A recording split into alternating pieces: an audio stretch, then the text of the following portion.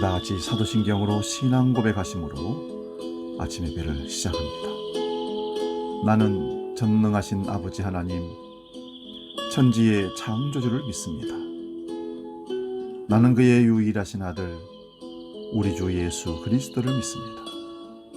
그는 성령으로 잉태되어 동정녀 마리아에게서 나시고 본디오 빌라도에게 고난을 받아 십자가에 못 박혀 죽으시고 장사된 지 사흘 만에 죽은 자 가운데서 다시 살아나셨으며 하늘에 오르시어 전능하신 아버지 하나님 우편에 앉아 계시다가 거기로부터 살아있는 자와 죽은 자를 심판하러 오십니다.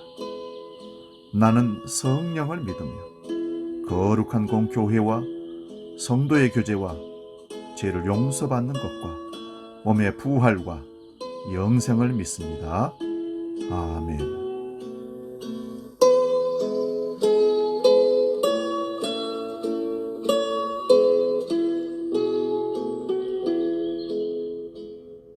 찬송가 456장 거친 세상에서 실패하거든 함께 찬송합니다.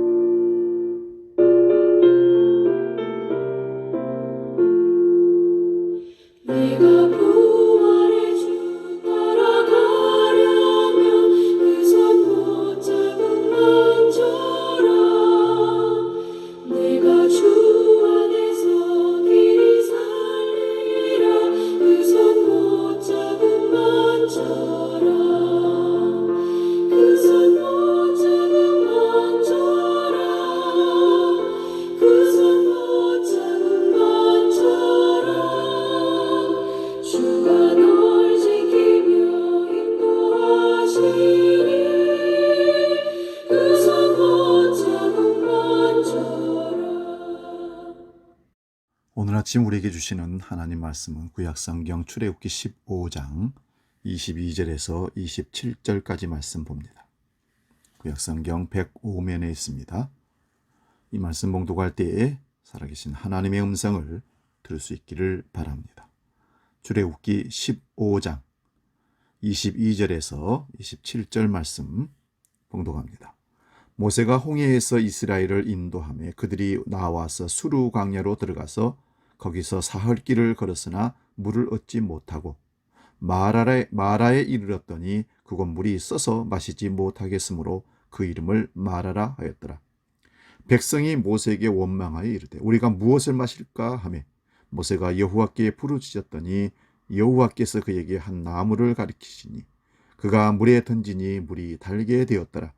거기서 여호와께서 그들을 위하여 법도와 율례를 정하시고 그들을 시험하시세 이르시되 너희가 너희 하나님 나 여호와의 말을 들어 순종하고 내가 보기에 의를 행하며 내 계명의 귀를 기울이며 내 모든 규례를 지키면 내가 애굽 사람에게 내린 모든 질병 중 하나도 너희에게 내리지 아니하리니 나는 너희를 치료하는 여호와임이라. 그들이 엘림에 이르니 거기에 물샘 12과 종려나무 70그루가 있는지라. 거기서 그들이 그 물을 곁에 장막을 치니라. 아멘. 오늘 봉독한 말씀으로 절망은 없다, 이런 제목으로 말씀을 상고합니다. 영화보다 더 영화 같은 일대 장관이 역사 속에서 이루어졌습니다. 이스라엘 백성들은 불기둥의 인도를 받으며 홍해 가운데로 난 마른 길을 건넜고 애굽의 병사들은 구름 기둥의 저지를 받으므로 홍해 가운데에서 모두 수장되어 죽습니다. 똑같은 길을 가는데 한쪽은 축복에 관한 길이고 한쪽은 죽음의 길이 되었던 것입니다. 우리 인생길 사는데 그렇습니다. 끝내는 죽음의 길과 생명의 길, 천국과 지옥, 이 두 길로 우리는 나누어지게 될 것입니다. 오늘 본문 15장 2절에서 18절까지 말씀에는 이스라엘 백성들은 이 광경을 보면서 손뼉을 추며 춤추고 하나님을 찬양했습니다. 그래서 출애굽기 15장을 모세의 노래라고 얘기합니다. 그러나 그들의 기쁨은 잠시였습니다. 홍해를 건너자마자 그곳이 가나안이 아니었습니다. 그들 앞에는 황량한 광야가 기다리고 있었습니다. 그들이 만난 광야는 몹시 낯설고 힘든 역경의 환경이었습니다. 모래폭풍과 회색빛 석회평원, 몹시 뜨겁고 딱딱한 지면, 물도 없고 나무도 없고 그늘도 없는 땅만 있습니다. 이제는 애굽에서 메고 온 가죽 부대에 물도 다 떨어졌습니다. 3일 길을 헤매어도 물을 찾지 못합니다. 목이 타들어갑니다. 백성들은 여기저기서 아우성을 치고 하늘을 원망하고 이제 모세를 원망하고 하나님을 원망하기 시작합니다. 실로 절망적인 그런 환경이 시간이 되었습니다. 그들이 큰 소망을 가지고 출애굽을 하고 불기둥 구름기둥의 인도를 받는 행선의 길이었지만 가나안에 가는 길에는 예기치 못한 난관도 도사리고 있었습니다. 인생길 살아가는 중에 모든 것 중에 실망이 가장 어렵다는 말이 있습니다. 기대했는데 기대했던 모든 것이 사라졌을 때 말입니다. 그런데 우리는 오늘 본문에서 실망이 아닌 절망에 빠진 인생들을 만날 수 있습니다. 그리고 결코 절망일 수만 없는 소망의 사람들도 만날 수 있습니다. 나에게 절망은 없다. 이 시간 우리 모두 절망을 소망으로 바꾸는 축복이 있기를 축원드립니다. 여러분, 마라 인생이라는 말 들어보셨습니까?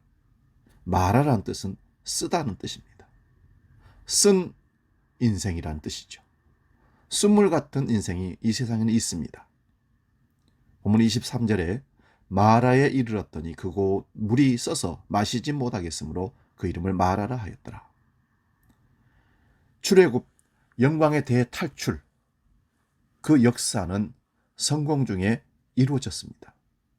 장정만 60만, 노인과 어린이 아이들, 부녀자들 다 포함하면 적어도 300만 명이 될 겁니다. 거기에 그들에게 딸린 수많은 짐승들은 모두 물을 마셔야 사는 생명체들입니다. 그런데 큰 낭패를 만났습니다. 22절을 봅니다. 그들이 나와서 수르 광야로 들어가서 거기서 사흘 길을 행함으로 물을 얻지 못하고, 사막에서 물을 얻지 못한 그들의 고통은 어떻겠습니까? 그런데 그들이 천신만고 끝에 샘을 하늘 발견하죠. 그들의 기쁨이 어떻겠습니까? 그러나 그 물은 석회석에 오염된 쓴물 마라였습니다. 그들의 실망이 이만저만 아니었겠죠. 이거를 이렇게 생각해 보십시오. 기대하고 출애굽을 했는데, 그리고 홍해를 건넜습니다. 얼마나 감격하고 춤추면서 기뻐했습니까? 살았다고. 뒤를 돌아보니 애굽 병사들이 홍해를 건너오다가 다 수장당해서 죽습니다. 이런 쾌감과 이런 기쁨이 어디 있겠습니까? 그런데 바로 사막으로 들어옵니다. 실망이 컸죠. 그 과정과 맞습니다. 물이 먹고 싶어서, 목이 말라서 우물을 찾았는데 물을 만납니다. 기뻤죠. 그런데 쓴물이었습니다. 실망이죠. 우리의 영원한 기쁨은 무엇일까요? 과연 이 세상 것으로 우리를 만족시키고 영원히 기쁨을 줄 수 있는 것일까요? 그렇지 않다는 것입니다. 그것을 오늘 말씀에서 우리가 깨달을 수 있습니다. 물 없는 사막, 건강을 잃어버린 육신, 돈 떨어진 주머니, 바닥난 쌀독, 애정이 파탄된 가정, 마실 수 없는 쓴물, 이것들이 모두 우리 인생의 삶에서 만나는 마라들입니다. 이렇게 하나님 앞에 범죄하고 타락한 인생에게는 실패와 고통과 좌절과 절망이 따르게 되어 있습니다. 그들의 기대만큼 실망도 크고, 실망이 큰 만큼 깊은 절망에 빠지는 것입니다. 어느 날 갑자기 찾아온 청청병력 같은 사고, 하늘 같은 남편을 잃고, 기둥 같은 자식 잃고, 직장 잃고, 일자리 잃고, 사업을 폐업하고 거리에 내몰린 사람, 어느 날 듣게 된 사형 선고 같은 질병 소식, 부도 맞고 도적 맞고 빚에 몰려 망연자실한 사업가, 이들이 모두 쓴물을 만난 인생들입니다. 코로나 사태를 만난 우리들의 모습도 견주어서 비교할 수 있겠죠.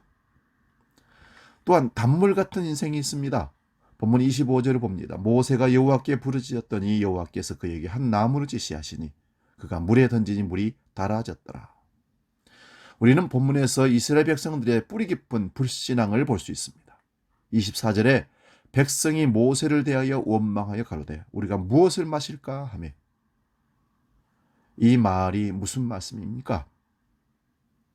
우리는 지금 마실 물이 필요한데 하나님이 도대체 우리에게 물을 줄 수 있느냐라는 묻는 물음입니다. 주님은 우리에게 말씀하셨죠. 무엇을 먹을까, 무엇을 마실까, 무엇을 입을까 염려하지 말라. 들의 백합화를 보아라. 공중에 나는 새를 보라. 하나님께서 그들도 먹이시고 입히지 않느냐. 하물며 천부 하나님께서 너희들을, 만물의 영장이라고 하는 너희들을, 소중한 하나님의 영적인 존재들을, 자녀들을 실망시키겠느냐.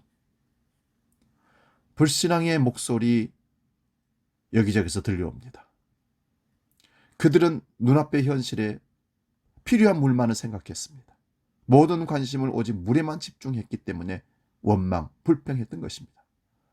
한 일에 집착하고 필요한 것에 집착만 하면 다른 것은 볼 수 없습니다. 재물에 집착하면 돈밖에 보이는 것이 없습니다. 그래서 사람도 돈으로 사고 팔고 살리고 죽일 수 있다고 생각하는 겁니다. 땅의 것만 집착하면 하늘의 것을 볼 수 없습니다. 이스라엘 백성들이 목말라서 물에만 집중하다 보니 역사의 배후에 계신 하나님을 볼 수 없었던 겁니다. 그러나 영감의 사람, 영의 사람 모세는 환경 가운데서 환경을 주관하시는 하나님을 바라보았습니다. 한낮에 하늘을 캄캄한 암흑으로 덮으시던 하나님을 바라보았습니다. 마른 하늘에서 돌덩이 같은 우박을 쏟으시던 하나님을 바라보았습니다. 눈을 크게 뜨고 멀리 높이 동서남북을 바라보면 풀 한 폭이 남 한 그루 없는 황량한 바위만 있고 모래만 날리는 그곳이 축복의 땅이 보이게 됩니다. 눈앞의 것만 바라보면 멸망받을 소돔과 고모라만 보이는 것입니다. 모세가 하나님 앞에 엎드려 기도하니 저 나무를 물에 넣으라. 물에 넣으니 물이 달아졌더라 했습니다. 여러분, 그 나무에 어떤 신통한 능력이 있었을까요? 아닙니다.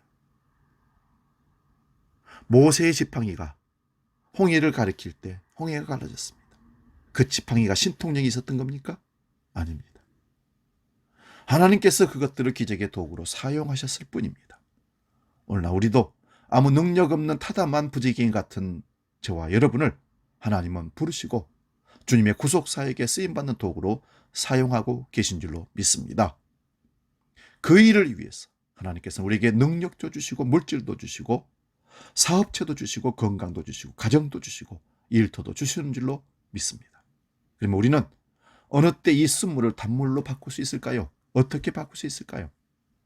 에스겔 47장 8, 9절을 봅니다. 에스겔의 환상은 성전 문지방 밑에서 발운한 물이 동방으로 흘러 아라바로 내려가서 바다에 이르니 이 흘러내리는 물로 그 바다의 물이 소송함을 얻어 이 강물이 흐르는 곳마다 생물이 살고 고기가 심히 많더라 기록하고 있습니다. 열왕기하 13장 20절에 엘리사의 뼈에 시체가 닿으니 곧 회생함을 입어 일어섰다고 합니다. 예수를 만난 베데스다 연못가에 38년 된 죽붕병자는 나음을 받았습니다. 예수의 옷자락에 손만 대어도 낫겠다라는 혈루병 여인은 고침을 받았습니다. 현장에서 가늠하다 잡힌 여인은 예수를 만나고 죄의 용서를 받았습니다. 예수를 만난 맹물이 포도주가 되었다는 기적도 있습니다. 무엇이 문제입니까? 환경이 문제가 아니고 예수를 만나지 못한 것이 문제입니다. 예수를 만난 쓴물 인생은 단물 인생으로 변화될 줄로 믿으시기를 축원드립니다. 또한 엘림 같은 인생이 있습니다. 마라의 인생인가 하면 엘림 같은 인생이 있다는 거죠. 27절 보면 그들이 엘림에 이르니 거기 물샘 12과 종려나무 70주가 있는지라 거기서 그들이 그 물 곁에 장막을 치니라. 하나님께서는 마라의 곁에 엘림을 창설하심으로 광야같이 삭막하고 황량한 이 세상에 풍요와 휴식의 장소를 예비하신 줄로 믿으시기 바랍니다. 이스라엘 백성들은 샘물 하나만이라도 원했습니다. 뜨거운 햇빛을 가리워줄 종려나무 하나만이라도 원했습니다. 그러나 하나님의 축복은 풍성하고 차고 넘칩니다. 물샘 12과 종려나무 70주를 준비해 주셨습니다. 고기 먹기를 원하는 이스라엘 백성들에게 하루길 사방에 2규빗의 메추라기를 뿌려주셨습니다. 밥이나 얻어먹기를 원하는 히브리 종들에게 애굽을 먹여 살리는 요셉의 창고를 하나님 허락해 주셨습니다. 이 세상은 하나님으로부터 버림받은 자들의 감옥이 아닙니다. 축복받은 천국 백성들을 양육하는 훈련장입니다. 축복의 엘림은 마라의 곁에 있습니다. 조금만 더 참고 조금만 더 견디면 엘림의 샘물 곁에 장막을 칠 수 있습니다. 우리에겐 절망은 없습니다. 여러분, 이제 소망의 하나님을 바라보시고 절망의 마라를 축복의 엘림으로 바꾸시는 하나님을 만날 수 있기를 축원드립니다. 기도하겠습니다. 하나님, 마라 인생이 엘림의 인생으로 바뀌는 소망의 사람으로 우리를 이끌어 주심을 감사합니다. 우리에게 절망은 없습니다. 소망의 주님이 우리 영을 분별케 하시고 열어주시고 그래서 하나님의 나라를 보게 하시고 이 땅에 발을 딛고 살지만 천국의 삶으로 천국 시민으로 사는 축복 누리게 하여 주시옵소서. 우리의 인생이 쓰다고 생각하는 사람들마다 제대로 된 하나님의 음성을 듣고 주님을 만나 인생을 바뀌는 축복의 기회를 허락하여 주시옵소서. 이제는 우리 주 예수 그리스도의 은혜와 아버지의 크신 사랑과 성령 하나님의 지키시고 도우시는 크신 역사가 절망을 넘어 소망으로, 마라를 넘어 엘림으로 우리를 바꾸시고 인도하시는 주님을 따라가기로 작정하는 모든 우리 주한 성도들 머리 위에 아침 예배 권속들 위에 영원히 함께 계시기를 간절히 축원하옵나이다. 아멘.